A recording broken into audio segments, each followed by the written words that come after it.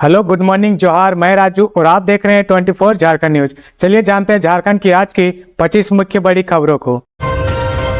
घाटशिला विधानसभा उपचुनाव में 3 प्रत्याशियों का नामांकन रद्द, बचे 14 उम्मीदवार। पूर्वी सिंहभूम जिले के घाटशिला विधानसभा के होने वाले उपचुनाव में 3 नामांकन पत्रों को रद्द कर दिया गया है। बुधवार को नामांकन पत्रों की जांच की गई, जिसके बाद गलत नामांकन भरने के लिए 3 लोगों का नामांकन को रद्द कर दिया गया। इस तरह 17 नामांकन में से 3 रद्द होने के बाद अब कुल 14 लोगों का नामांकन ही बचा हुआ है। जिनका नामांकन रद्द किया गया उसमें राष्ट्रीय सनातन पार्टी के मंगल मुर्मू, आपकी विकास पार्टी के दुखीराम मांडी और निर्दलीय मालती टुडू शामिल हैं। इस तरह अब 14 लोग चुनावी मैदान में हैं। 24 अक्टूबर को नामांकन वापसी की अंतिम तारीख है। अगर कोई नामांकन वापस लेता है तो फिर प्रत्याशी घटेंगे, नहीं तो कुल 14 लोग चुनाव मैदान में उतरेंगे। जिन प्रत्याशियों का नामांकन सही पाया गया उनके नाम इस प्रकार हैं: परमेश्वर टुडू निर्दलीय, श्रीलाल किस्कू निर्दलीय, Babulal Soren Bhajpa, Somesh Chandra Soren Jhamumo, Parvati Hansda people's party of India democratic, Mansaram Hansda निर्दलीय, नारायण सिंह निर्दलीय, विकास हेम्ब्रम निर्दलीय, पंचानन सोरेन भारत आदिवासी पार्टी, वसंत कुमार तोपनो निर्दलीय, रामदास मुर्मू JLKM, मनोज कुमार सिंह निर्दलीय, विक्रम किस्कू निर्दलीय और रामकृष्ण कांति महली निर्दलीय। छठ पर्व के दौरान झारखंड के कई जिलों में हल्की बारिश की संभावना। ठंड पर बड़ा अपडेट। दीपावली के बाद अब महापर्व छठ की तैयारियां शुरू हो गई हैं। इन तैयारियों के बीच मौसम केंद्र रांची ने अपने ताज़ा मौसम पूर्वानुमान में महापर्व छठ के पहले अर्घ्य के दिन यानी अस्ताचलगामी सूर्य को अर्घ्य देने और उदयाचलगामी भगवान भास्कर के अर्घ्य के दिन आसमान में बादल छाने का पूर्वानुमान जारी किया है। मौसम केंद्र के वरीय मौसम वैज्ञानिक अभिषेक आनंद ने बताया कि दक्षिणी अंडमान में बन रहे निम्न दबाव का एक सिस्टम बन रहा है, जिसके तमिलनाडु तट के ओर बढ़ने की संभावना है। इस सिस्टम के क्लाउड बैंड में झारखंड भी आ रहा है। इस वजह से 25 अक्टूबर के बाद झारखंड और खासकर राज्य के दक्षिणी पूर्वी भाग में आसमान में बादल छाने के साथ साथ कई जिलों में बूंदाबांदी होने की संभावना जताई है। मौसम केंद्र के वरिष्ठ मौसम वैज्ञानिक अभिषेक आनंद ने बताया कि 23 अक्टूबर से लेकर 24 अक्टूबर तक राज्य में मौसम शुष्क रहेगा। उसके बाद अंडमान में बन रहे सिस्टम के प्रभाव का असर झारखंड के मौसम पर पड़ेगा। उन्होंने बताया कि लोक आस्था का महापर्व छठ में अर्घ्य देने के लिए सूर्यास्त और सूर्योदय के टाइम का विशेष महत्व होता है। इसलिए रांची मौसम केंद्र जल्द ही राज्य के सभी 24 जिलों में 27 अक्टूबर के सूर्यास्त और 28 अक्टूबर के दिन होने वाले सूर्योदय के समय की सूची जारी करेगा, ताकि व्रती को अर्घ्य देने में सुविधा हो। मौसम वैज्ञानिक ने बताया कि शहरों की तुलना में ग्रामीण और जंगल झाड़ वाले इलाकों में तापमान थोड़ा कम रह रहा है। उन्होंने बताया कि इस बार मौसम विभाग का आकलन है कि ठंड कुछ लंबे दिनों का होगा। ईवीएम की जगह बैलेट पेपर से हो सकता है झारखंड में नगर निकाय चुनाव। राज्य में नगर निकाय चुनाव को लेकर सरकार और अब निर्वाचन आयोग भी गंभीर है। कारण भी है। अगले 10 नवंबर को झारखंड हाई कोर्ट में नगर निकाय चुनाव को लेकर सुनवाई की तिथि तय है। उस दिन राज्य सरकार को चुनाव से संबंधित पूरा शेड्यूल हाई कोर्ट को बताना है। इस कारण सरकार के स्तर पर और निर्वाचन आयोग के स्तर पर निकाय चुनाव को लेकर सक्रियता काफी बढ़ गई है। आधिकारिक सूत्रों के अनुसार राज्य निर्वाचन आयोग ने निकाय चुनाव कराने के लिए निर्वाचन आयोग से ईवीएम मशीन की मांग की थी, लेकिन निर्वाचन आयोग ने ईवीएम मशीन उपलब्ध कराने में असमर्थता जता दी है। इसके बाद राज्य निर्वाचन आयोग के शीर्ष पदाधिकारियों की राज्य निर्वाचन आयुक्त अलका तिवारी के साथ हुई उच्च स्तरीय बैठक में नगर निकायों का चुनाव बैलेट पेपर के माध्यम से कराए जाने पर विचार किया जा रहा है। सूत्रों के अनुसार छठ पर्व के बाद राज्य निर्वाचन आयोग का कार्यालय खुलने के साथ ही बैलेट पेपर से चुनाव कराए जाने के संबंध में अंतिम फैसला ले लिया जाएगा।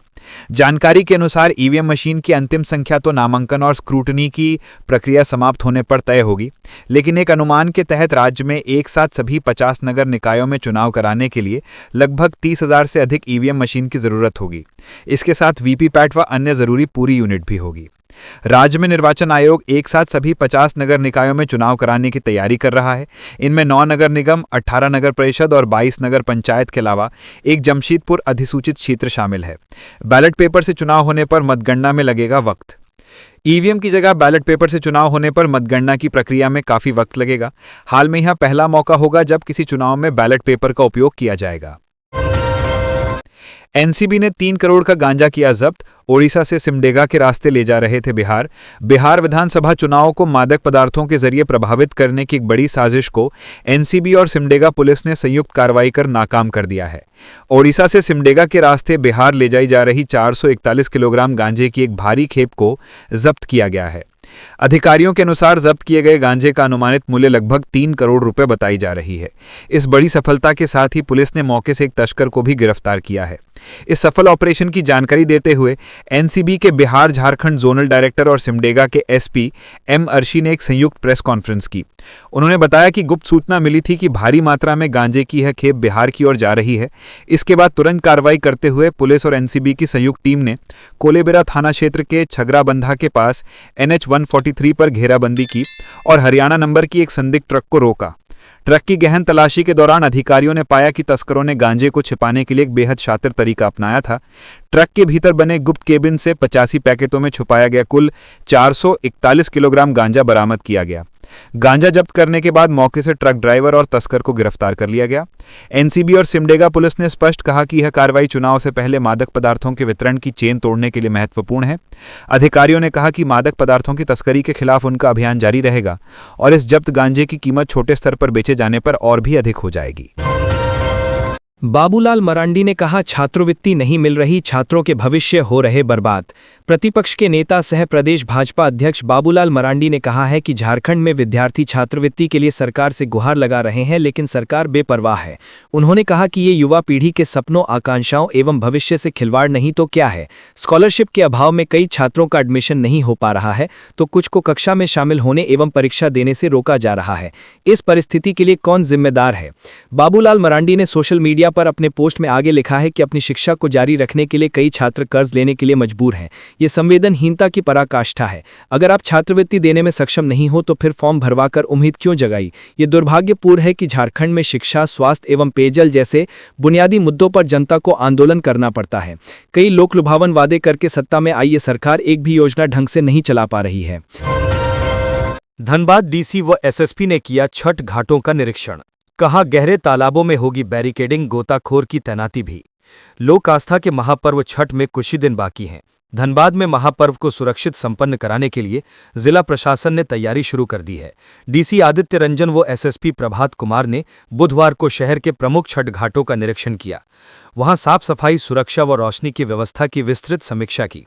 राजेंद्र सरोवर तालाब के निरीक्षण के दौरान पूर्व पार्षदों ने डीसी के समक्ष सरोवर में बोट की व्यवस्था कर्मों की मांग रखी, जिस पर डीसी ने आश्वासन लिया कि श्रद्धालुओं की सुरक्षा को प्राथमिकता दी जाएगी। डीसी ने बताया कि घाटों की सफाई का कार्य 15 दिन पहले से शुरू कर दिया गया था, जो अब लगभग पूरा होने को है। उन्होंने संबंधित अधिकारियों को निर्देश दिया कि निर्धारित समय तक सभी घाटों की सफाई और लाइटिंग का काम पूरा करा लें। कहा कि जिन तालाबों में पानी अधिक गहरा है वहां बैरिकेडिंग की जाएगी ताकि श्रद्धालुओं की सुरक्षा सुनिश्चित हो सके। प्रशासन ने एक्सपर्ट गोताखोरों की सूची तैयार कर ली है, जिन्हें छठ के दौरान सभी प्रमुख घाटों पर तैनात किया जाएगा। एसएसपी प्रभात कुमार ने कहा कि जिले के सभी मुख्य छठ घाटों पर पर्याप्त पुलिस बल, सेफ्टी बोट और गोताखोरों की व्यवस्था रहेगी। उन्होंने यह भी कहा कि छठ पर श्रद्धालु घाटों पर अर्घ्य देने जाते हैं, इसलिए उनके घरों की सुरक्षा की भी विशेष व्यवस्था की जाएगी। उन्होंने कहा कि पुलिस और प्रशासन का संयुक्त लक्ष्य है कि छठ पूजा शांतिपूर्ण और सौहार्दपूर्ण वातावरण में संपन्न हो और किसी श्रद्धालु को किसी भी प्रकार की असुविधा ना हो। धान काट रही महिला की करंट से मौत, लापुंग। प्रखंड अंतर्गत बोकरंदा पंचायत के लेटे गांव में बुधवार की सुबह धान काट रही 37 वर्षीय महिला किसान अंजना होरो की मौत करंट से हो गई। जानकारी के अनुसार खेत के ऊपर से हाई वोल्टेज प्रवाहित तार गुजरा हुआ था। तार जमीन से लगभग 5 फीट ऊपर लटक रहा था। महिला धान काटने के दौरान तार को नहीं देख पाई और जैसे वह खड़ी हुई तार से सट गई, जिससे मौके पर ही उसकी मौत हो गई। हालांकि परिजनों ने उन्हें तत्काल खूंटी सदर अस्पताल पहुंचाया, जहां डॉक्टरों ने उन्हें मृत घोषित कर दिया।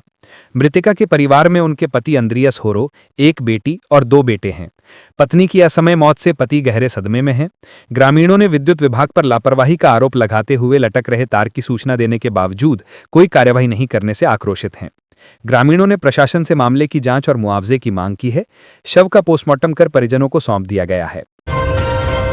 राजद के सिंबल पर बिहार चुनाव लड़ने का मिला था झामुमो को ऑफर, जेएमएम ने कर दिया रिजेक्ट। अब झारखंड में फैसला लेने में हो रही देरी। बिहार विधानसभा चुनाव 2025 को लेकर झारखंड की सत्ताधारी महागठबंधन के दलों के बीच दरार लगातार बढ़ती जा रही है। झारखंड मुक्ति मोर्चा यानी झामुमो लगातार राष्ट्रीय जनता दल और कांग्रेस के नेताओं को धूर्त और चालबाज बता रहा है और जल्द समीक्षा की बात कर रहा है। अब राजद भी मुखर होने लगा है। वहीं घाटशिला उपचुनाव को लेकर भी कई तरह के कयास लगाए जा रहे हैं। राजद के प्रदेश सचिव राम कुमार यादव ने प्रसाद के लिए मंदिर नहीं तोड़ा जाता वाली कहावत का हवाला देते हुए हेमंत सोरेन से मांग की है कि वे अपने बड़बोले और बयानबीर प्रवक्ता और मंत्री पर कार्रवाई करें, वरना जब हम बोलना शुरू करेंगे तो ठीक नहीं होगा। इशारों इशारों में राष्ट्रीय जनता दल नेता यह कहने से भी नहीं चूके कि घाटशिला में हमारे 16-17 हजार वोटर हैं, हर क्षेत्र में हमारा जनाधार है। राजद नेता ने कहा कि हमें धूर्त और चालबाज बताने वाले दल के नेता ने हमारे साथ विधानसभा चुनाव में क्या क्या नहीं किया था। कांके रोड पर हमारे नेताओं से जो कहा गया उसके बारे में बात करना शुरू कर दें तो यह एक समस्या बन जाएगी। वहीं बिहार विधानसभा चुनाव में झारखंड मुक्ति मोर्चा यानी झामुमो की हिस्सेदारी न मिलने के बाद झारखंड में सत्तारूढ़ गठबंधन में दरार पड़ती दिख रही है। झामुमो नेता बिहार विधानसभा चुनाव के बाद गठबंधन की समीक्षा की बार बार मांग कर रहे हैं। जब झामुमो के केंद्रीय प्रवक्ता मनोज पांडे से पूछा गया कि समीक्षा में देरी क्यों हो रही है तो उन्होंने जवाब दिया कि राज्य की जनता के सभी सवालों के जवाब जल्द ही मिल जाएंगे। उन्होंने आगे कहा कि घाटशिला में कोई मुकाबला नहीं है, हम इस बार पिछले चुनाव से भी बड़े अंतर से जीत दर्ज करेंगे। झारखंड के सत्ताधारी दलों के बीच आरोप प्रत्यारोप के बीच भारतीय जनता पार्टी के प्रदेश कार्य समिति सदस्य दीनदयाल वर्णवाल ने कहा कि घाटशिला उपचुनाव राज्य की राजनीति का लिटमस टेस्ट है और अब झामुमो को तय करना है कि आंदोलन में पूरा जीवन खपा देने वाले गुरुजी की पार्टी कब तक सौदेबाजी कर सरकार चलाएगी। धनबाद में नौकरी का झांसा देकर 40 युवाओं से लाखों की ठगी, ऑफिस बंद कर ठग फरार। बेरोजगारी की मार झेल रहे युवाओं के साथ ठगी के मामले लगातार बढ़ रहे हैं। ताजा मामला धनबाद के बैंक मोड़ थाना क्षेत्र का है। खाड़ी देशों में नौकरी दिलाने का झांसा देकर ठगों ने झारखंड व बिहार के 40 से अधिक बेरोजगार युवाओं से लाखों रुपए की ठगी कर ली और फरार हो गए। पीड़ित युवाओं ने मीडिया को बताया कि यस इंडिया ओवरसीज नामक कंपनी के संचालक ने खाड़ी देशों में नौकरी दिलाने के नाम पर युवाओं से 40,000 से 1 लाख रुपए तक वसूल लिए। युवाओं ने बताया कि रुपए जमा कराने के बाद कंपनी के संचालक ने उन्हें फ्लाइट का फर्जी टिकट और ऑफर लेटर थमा दिया। जब बुधवार को सभी युवक नौकरी की प्रक्रिया की जानकारी लेने के लिए बैंक मोड़ में श्रीराम प्लाजा के चौथे तल्ले पर स्थित कंपनी के कार्यालय पहुंचे तो ऑफिस में ताला लटका हुआ था। पूछताछ करने पर पता चला कि संचालक ने चाबी लौटाकर ऑफिस बंद कर दिया है और फरार हो गया है। पीड़ित युवकों ने मामले की जानकारी बैंक मोड़ थाना को दी।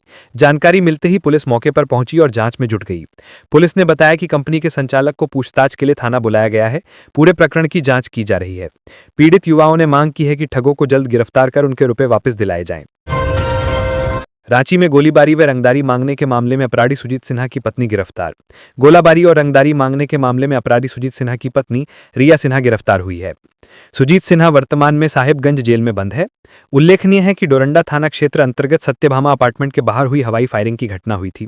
इस मामले में रिया सिन्हा की संलिप्तता सामने आई थी, जिसके बाद पुलिस की टीम ने रिया सिन्हा को गिरफ्तार किया है। इससे पहले भी कई बार रिया सिन्हा गिरफ्तार होकर जेल जा चुकी है। रांची पुलिस की टीम की जांच में खुलासा हुआ है कि रांची में कारोबारियों को धमकाने और लेवी वसूलने के लिए अपराधी प्रिंस खान और सुजीत सिन्हा गिरोह ने आपस में हाथ मिला लिया है। संगठित अपराध को लेकर रांची पुलिस की जांच में अहम खुलासा हुआ है। एसएसपी राकेश रंजन के निर्देश पर गठित पुलिस की टीम की जांच में खुलासा हुआ है कि रांची में कारोबारियों को धमकाने और लेवी वसूलने के लिए अपराधी प्रिंस खान और सुजीत सिन्हा गिरोह में आपस में हाथ मिला लिया है। इस मामले में पुलिस ने कार्रवाई करते हुए कांके के रहने वाले बबलू खान, मोह शाहिद, मोह सिराज और पंडरा के रहने वाले रवि आनंद को गिरफ्तार किया है। इन अपराधियों के पास से पुलिस ने हथियार और कार बरामद की है। उल्लेखनीय है कि कोयलांचल शांति सेना के नाम पर कुख्यात अपराधी प्रिंस खान और सुजीत सिन्हा द्वारा शहर के व्यवसायियों और कारोबारियों को फोन पर रंगदारी के लिए लगातार धमकी दिए जाने के विरुद्ध कार्रवाई के निर्देशों के आलोक में एक बड़ी सफलता हासिल की गई है। पूछताछ के दौरान गिरफ्तार अपराधियों ने एक चौंकाने वाला खुलासा किया। उन्होंने बताया कि बरामद हथियार और गोली पाकिस्तान से ड्रोन के माध्यम से मोगा पंजाब के रास्ते भारत लाए जाते हैं। इन हथियारों का उपयोग रांची सहित देश के विभिन्न स्थानों पर बड़े कारोबारियों, पूंजीपतियों और व्यवसायियों में दहशत फैलाकर रंगदारी वसूलने के लिए किया जाता है। अपराधियों ने बताया कि रांची में इनामुल हक उर्फ बबलू खान अपने गुर्गों के साथ मिलकर सुजीत सिन्हा और प्रिंस खान के लिए रंगदारी वसूलता है। वसूली गई राशि को सुजीत सिन्हा के गुर्गों की मदद से प्रिंस खान तक पहुंचाया जाता है, जिसे प्रिंस खान द्वारा यूएई के रास्ते पाकिस्तान भेजा जाता है। इस राशि का उपयोग पाकिस्तान में उनके गुर्गों द्वारा अवैध हथियार की खरीद और अन्य अवैध कार्यों में किया जाता है, जो एक संगठित अंतर्राष्ट्रीय अपराध नेटवर्क की ओर इशारा करता है। पुलिस के अनुसार यह भी उल्लेखनीय है कि डोरंडा थाना क्षेत्र अंतर्गत सत्यभामा अपार्टमेंट के बाहर हुई हवाई फायरिंग की घटना के लिए हथियार भी इन्हीं गिरफ्तार व्यक्तियों द्वारा उपलब्ध कराए गए थे। टोल कर्मियों ने 3 घंटे तक किया प्रदर्शन। मांडर टोल प्लाजा के मैनेजर की तानाशाही और दुर्व्यवहार से नाराज टोल कर्मियों ने बुधवार को विरोध प्रदर्शन किया।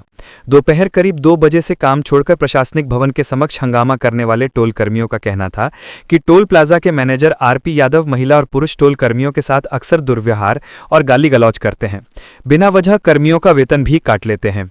पिछले दिन 16 अक्टूबर को एक वाहन मालिक से मामूली बहस के आरोप में मनमाने तरीके से 3 कर्मियों सुमितराम, पंकज उरांव और दीपक उरांव को टर्मिनेट कर दिया था, जिन्हें 21 अक्टूबर को नए रोस्टर में ड्यूटी भी नहीं दी गई। टोल कर्मियों ने तीनों टोल कर्मियों को ड्यूटी पर वापस लेने और महिला कर्मियों से गालियों और दुर्व्यवहार पर रोक लगाने व दिवाली का बोनस देने की भी मांग की है। टोल कर्मियों के विरोध प्रदर्शन की सूचना मिलने पर मांडर थाना प्रभारी मनोज करमाली टोल प्लाजा पहुंचे और कर्मियों तथा मैनेजर के बीच वार्ता कराई।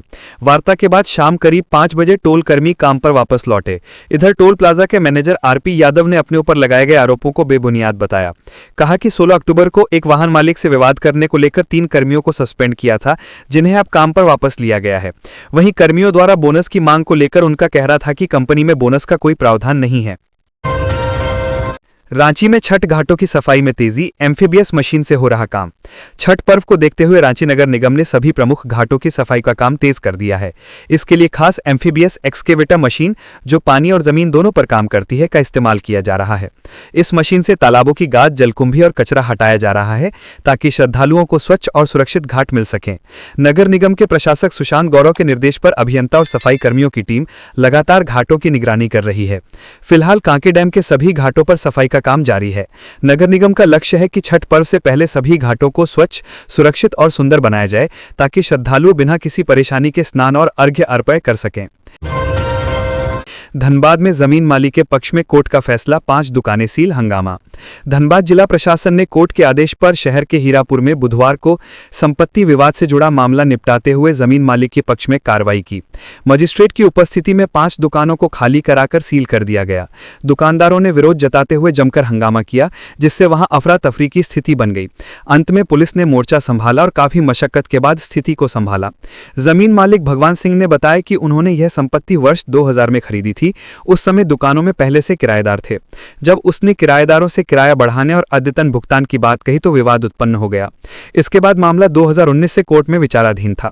कोर्ट ने हाल ही में उनके पक्ष में फैसला सुनाते हुए 5 दुकानों को खाली कराने का आदेश दिया। इसके बाद बुधवार को मजिस्ट्रेट, सदर थाना पुलिस और प्रशासनिक अधिकारियों की मौजूदगी में दुकानों को सील कर दिया गया। जमीन मालिक ने बताया कि अभी भी 6 दुकानें किराएदारों के कब्जे में हैं, जिनको लेकर सिविल कोर्ट में मामला लंबित है। मेदिनीनगर नगर निगम के आरक्षण पर सबकी नजर, 46.18% है ओबीसी आबादी। कई बड़े चेहरे चुनाव की तैयारी में। झारखंड में नगर निकाय चुनाव की तैयारी चल रही है। चुनाव की तैयारी को लेकर नेताओं का जनसंपर्क अभियान भी जारी है। राज्य में निकाय चुनाव को लेकर आरक्षण की स्थिति स्पष्ट नहीं है कि राज्य के 9 नगर निगम में कौन सा सीट ओबीसी, एससी और एसटी के लिए रिजर्व है। पलामू के मेदिनीनगर नगर निगम झारखंड में राजनीति के दृष्टिकोण से महत्वपूर्ण मानी जाती है। मेदिनीनगर नगर निगम के आरक्षण की स्थिति पर सबकी नजर है। मेदिनीनगर नगर निगम क्षेत्र में ओबीसी की आबादी 46.18 है, ओबीसी 1 की 31.37, जबकि ओबीसी 2 की 14.82% आबादी है। पलामू के मेदिनीनगर नगर निगम के चुनाव के कई बड़े चेहरे चुनाव की तैयारी कर रहे हैं। प्रथम मेयर अरुणा शंकर, पूनम सिंह, मनोज सिंह, शानू सिद्दीकी, आशीष भारद्वाज, युगल किशोर चंद्रवंशी, धनंजय त्रिपाठी, मयांक कुमार गुप्ता, प्रयाग चंद्रवंशी, तुलसी शुक्ला के नाम चर्चा में हैं। पलामू के मेदिनीनगर का इलाका ओबीसी और सामान्य जाति की राजनीति की मजबूत गढ़ माना जाता है। इलाके से विधायक आलोक चैरसिया ओबीसी समाज से आते हैं, जबकि पहली मेयर अरुणा शंकर भी ओबीसी समाज से ही रही हैं। सामान्य जाति के कई बड़े चेहरे भी नगर निगम के इलाके से चुनाव लड़ते हैं।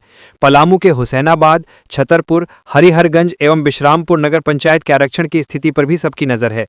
मेदिनीनगर नगर निगम में 35 वार्ड हैं, जबकि 1.53 लाख से भी अधिक वोटर हैं। नगर निगम बनने के बाद पहला चुनाव दलगत आधार पर हुआ था, जिसमें भारतीय जनता पार्टी से संबंध रखने वाले मेयर और डिप्टी मेयर चुनाव जीते थे। इस बार दलगत आधार पर चुनाव नहीं होना है। इस बार एक ही दल से संबंध रखने वाले कई प्रत्याशी चुनाव मैदान में देखने को मिलेंगे। श्रीलंका बाबा स्टील्स की पहल, अगरबत्ती और सिलाई मशीन से महिलाएं बनेंगी आत्मनिर्भर। गिरिडीह जिले के मिर्जागंज में श्रीलंका बाबा स्टील्स प्राइवेट लिमिटेड द्वारा महिला उद्यमिता को प्रोत्साहित करने के लिए एक विशेष कार्यक्रम का आयोजन किया गया। इस कार्यक्रम के अंतर्गत एक महिला स्वयं सहायता समूह का गठन किया गया और समूह को अगरबत्ती बनाने की मशीन और मोटर युक्त सिलाई मशीन प्रदान की गई। कार्यक्रम में कंपनी के अध्यक्ष और प्रबंध निदेशक मोहन प्रसाद साव, निदेशक सूरज गुप्ता के साथ ही जमुआ की विधायक डॉक्टर मंजू कुमारी विशेष रूप से उपस्थित रहीं। कंपनी ने न केवल मशीनें दी हैं बल्कि कच्चा माल भी उपलब्ध कराने और उत्पादों को बाजार मुहैया कराने में सहयोग का आश्वासन दिया है ताकि महिलाएं स्वावलंबी बन सकें। अपने संबोधन में मोहन प्रसाद साव ने कहा कि जब महिलाएं आत्मनिर्भर बनेंगी तभी समाज का समग्र विकास संभव है। वहीं निदेशक सूरज गुप्ता ने इस पहल को कंपनी का सामाजिक दायित्व बताया और जानकारी दी कि आगे ब्यूटी पार्लर, कंप्यूटर कोर्स, आचार पापड़ और मसाला निर्माण जैसे कार्यक्रमों के माध्यम से भी महिलाओं को जोड़ा जाएगा। विधायक डॉक्टर मंजू कुमारी ने इस पहल की सराहना करते हुए कहा कि ये कदम महिलाओं के सामाजिक और आर्थिक सशक्तिकरण की दिशा में प्रेरणादायक है। कार्यक्रम में स्थानीय महिला संगठन की प्रतिनिधि और कई उद्यमी महिलाएं भी शामिल रहीं। धनबाद के भेलाटांड में डायरिया का प्रकोप, बच्चे की मौत, कई लोग आक्रांत। धनबाद के जिले के सिजुआ क्षेत्र के वार्ड 6 अंतर्गत भेलाटांड बस्ती में डायरिया फैल गया है। डायरिया से पीड़ित 4 साल के एक बच्चे की बुधवार को मौत हो गई, जबकि करीब 1 दर्जन लोग इस बीमारी से आक्रांत हैं। सूचना मिलते ही स्वास्थ्य विभाग की टीम मौके पर पहुंची और गांव में मेडिकल कैंप लगाकर जांच और उपचार शुरू किया। स्थानीय लोगों के अनुसार मंगलवार देर रात से कई लोगों की तबीयत अचानक बिगड़ने लगी। उल्टी, दस्त और बुखार की शिकायत पर परिजनों ने जब स्वास्थ्य केंद्रों का रुख किया तब जाकर डायरिया के फैलने की पुष्टि हुई। गांव के सूरज महतो ने बताया कि डायरिया से 1 दर्जन से अधिक लोग पीड़ित हैं, इनमें कुछ की हालत खराब है। इससे पूरे गांव में दहशत का माहौल है। उन्होंने बताया कि जानकारी मिलने पर टुंडी विधायक मथुरा महतो ने सिविल सर्जन को फोन कर गांव में तत्काल स्वास्थ्य विभाग की टीम भेजने का निर्देश दिया। स्वास्थ्य विभाग की टीम ने बस्ती में मेडिकल कैंप लगाकर पीड़ितों का इलाज किया। जांच में 5 महिलाओं में गंभीर लक्षण पाए जाने पर उन्हें SNMMCH धनबाद रेफर किया गया। अन्य मरीजों को दवाएं दी गई और डायरिया से बचाव के तरीके बताए गए।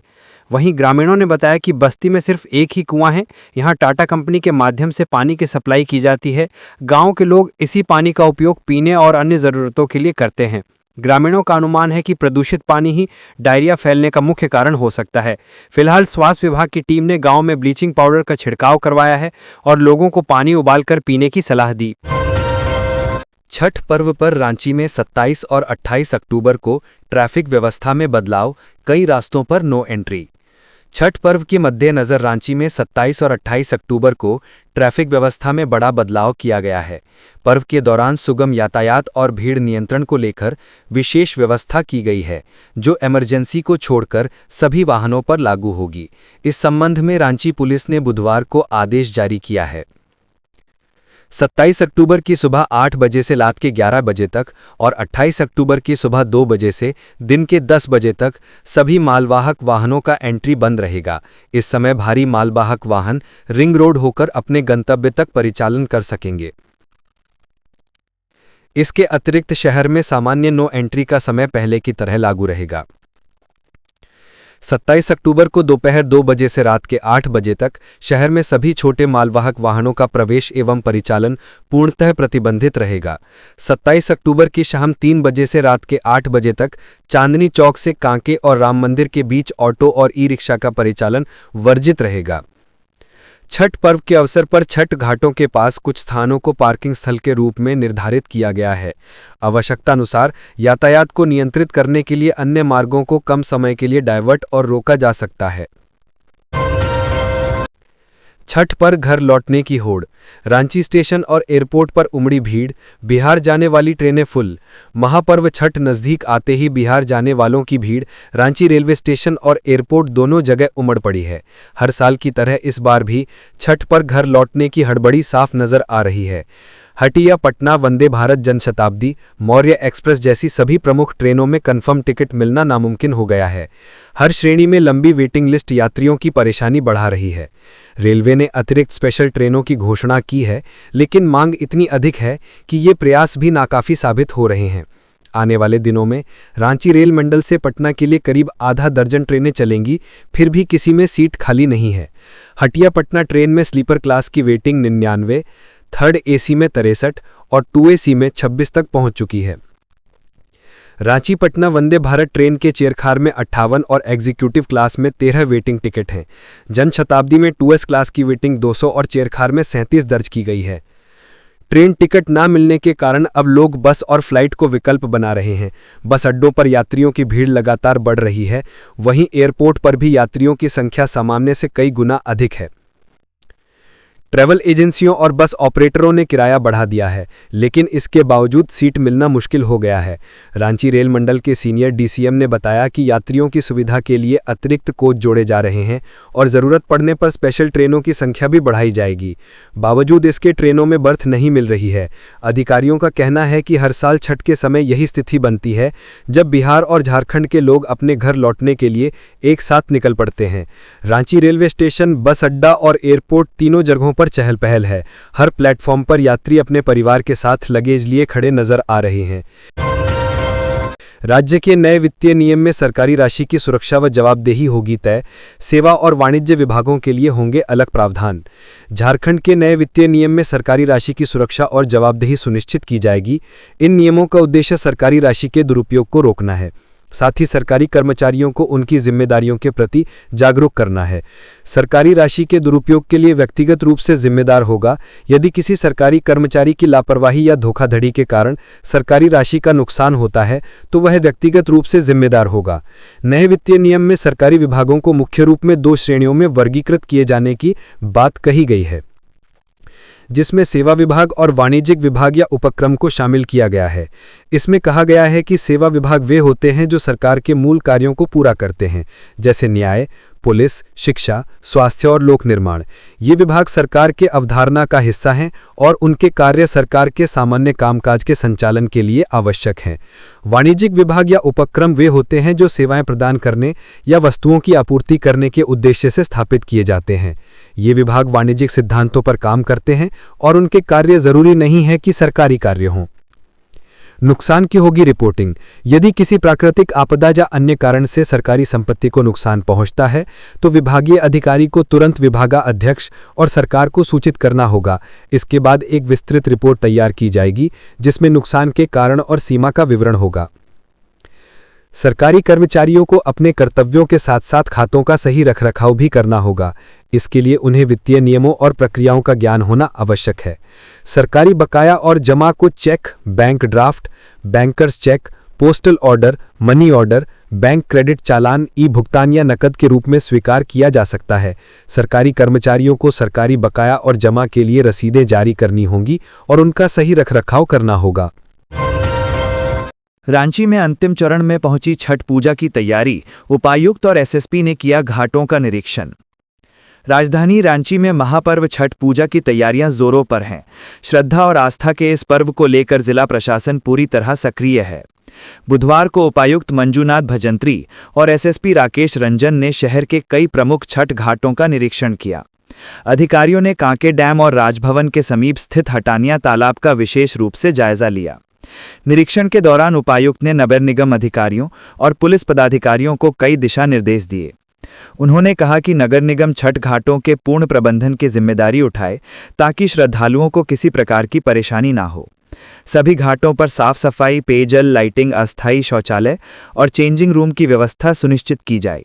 इस मौके पर एसएसपी राकेश रंजन ने सुरक्षा व्यवस्था को लेकर अधिकारियों के साथ विस्तृत चर्चा की। उन्होंने बताया कि छठ पूजा के दौरान महिला सुरक्षा प्रशासन की प्राथमिकता में है। श्रद्धालु महिलाएं और बच्चों की सुरक्षा सुनिश्चित करने के लिए पर्याप्त संख्या में पुलिस बल, महिला पुलिसकर्मी और होमगार्ड की तैनाती की जाएगी। इसके साथ ही भीड़ नियंत्रण के लिए बैरिकेडिंग और निगरानी के विशेष इंतजाम किए जा रहे हैं। एसएसपी ने बताया कि सभी प्रमुख घाटों पर ट्रैफिक पुलिस की तैनाती की जाएगी ताकि आने जाने में किसी तरह की परेशानी ना हो। वाहनों के लिए वैकल्पिक रूट और पार्किंग स्थलों की भी व्यवस्था की जा रही है। इसके साथ ही ड्रोन की मदद से भीड़ की निगरानी की जाएगी। जिला प्रशासन की ओर से कहा गया है कि श्रद्धालुओं की सुविधा के लिए हर संभव कदम उठाए जा रहे हैं। उपायुक्त और एसएसपी के निरीक्षण के बाद नगर निगम और पुलिस विभाग को आवश्यक निर्देश जारी किए गए हैं। वहीं प्रशासन का दावा है कि इस बार रांची में छठ पूजा पूर्ण रूप से सुरक्षित, स्वच्छ और शांतिपूर्ण माहौल में मनाई जाएगी। समिति ने कहा, देवप्रभा कंपनी ने रैयतों को मुआवजा और भू धसाव रोकने के निर्देशों का पालन नहीं किया। झारखंड विधानसभा की विशेष समिति ने धनबाद जिले के बलियापुर और झरिया अंचल में बीसीसीएल की एमडीओ कंपनी एटी देवप्रभा द्वारा किए जा रहे कोयला खनन और ओबी ओवरबर्डन डंपिंग कार्यों को अस्थायी रूप से रोकने का आदेश दिया है। यह आदेश समिति ने 17 अक्टूबर 2025 को धनबाद उपायुक्त को जारी किया। समिति की रिपोर्ट में कहा है कि देवप्रभा कंपनी ने रैयतों को मुआवजा और नियोजन देने में गंभीर लापरवाही की है। साथ ही भूधंसाव रोकने के लिए दिए गए दिशा निर्देशों का भी पालन नहीं किया गया, जिसे समिति ने अत्यंत गंभीर माना है। स्थानीय रैयतों ने समिति के समक्ष ठोस साक्ष्य प्रस्तुत किए कि कंपनी ने बिना भूमि अधिग्रहण किए रैयती, सरकारी और वन भूमि पर खनन कार्य किया है। समिति ने अपनी रिपोर्ट में कहा है कि रैयतों को मुआवजा और रोजगार से वंचित रखना कानून और न्याय दोनों के खिलाफ है। समिति ने धनबाद उपायुक्त को आदेश दिया है कि एक उच्च स्तरीय कोषांग का गठन किया जाए, जो 15 दिनों के भीतर सभी संबंधित जमीनों की मापी कर कंपनी द्वारा प्रस्तुत कागजात, खाता संख्या, रकबा और नापिंग रिकॉर्ड का मिलान करने को कहा है। समिति ने कहा कि यदि जांच में यह प्रमाणित होता है कि कंपनी ने सरकारी, रैयती, गैर मजरूआ या वन भूमि पर अतिक्रमण किया है, तो खनन और डंपिंग कार्यों पर तत्काल प्रभाव से रोक लगाई जाए। समिति ने प्रभावित क्षेत्रों में विशेष शिविर आयोजित करने का निर्देश दिया है, ताकि रैयतों की भूमि विवाद, मुआवजा और रोजगार से संबंधित समस्याओं का त्वरित समाधान किया जा सके और उन्हें उचित लाभ और अवसर मिले। तो ये थी आज की झारखंड की टॉप बड़ी खबरें। इसी तरह झारखंड की हर छोटी सी बड़ी खबर देखने के लिए आप हमारे चैनल 24 झारखंड न्यूज को सब्सक्राइब करके बेल आइकन प्रेस कर ले, जिससे झारखंड की हर छोटी सी बड़ी खबर की अपडेट आप तक पहुंचता रहे। तो आज के लिए बस इतना ही। हमें दीजिए इजाजत, फिर मिलते हैं नेक्स्ट न्यूज में।